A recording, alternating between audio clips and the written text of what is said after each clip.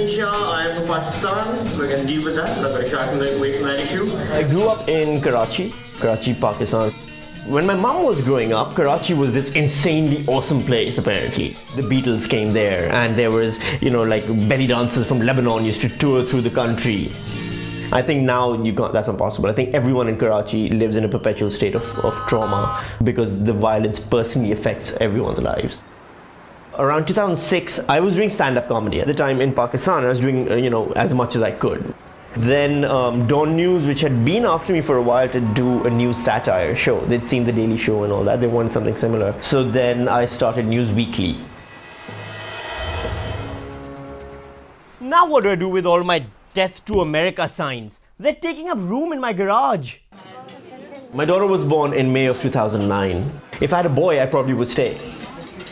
But I don't want a girl growing up in that country. We arrived in Australia in June of 2012. I just randomly Googled, I was like, stand-up comedy Perth, I had no idea. And there was a comedy club just up the road.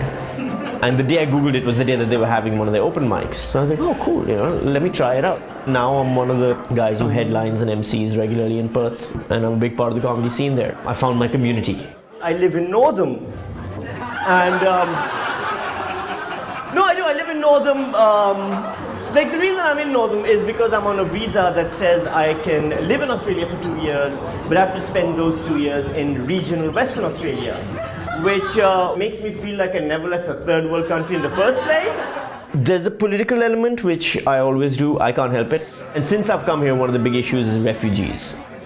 But because Northam, like for those of you who don't know, Northam, like a small town, 7,000 people, no bookstores, no cinemas, 4 bars, 2 liquor stores. And when I moved there, like I moved into town and they opened up what's known as the Yonga Hill Immigration Detention Center. It's like a massive detention center, 600 refugees inside it, and there's me walking around town looking like this. Like every time I'd go to Woolies, they'd be like, oh my God, one of them got out! It's just a lot of misinformation and a lot of false assumptions that are being provided to the public. So this woman's like, what if one of them escapes? What do we do? I was like, I don't know, invite him in. He might teach you how to read and fix your teeth. Give that a shot.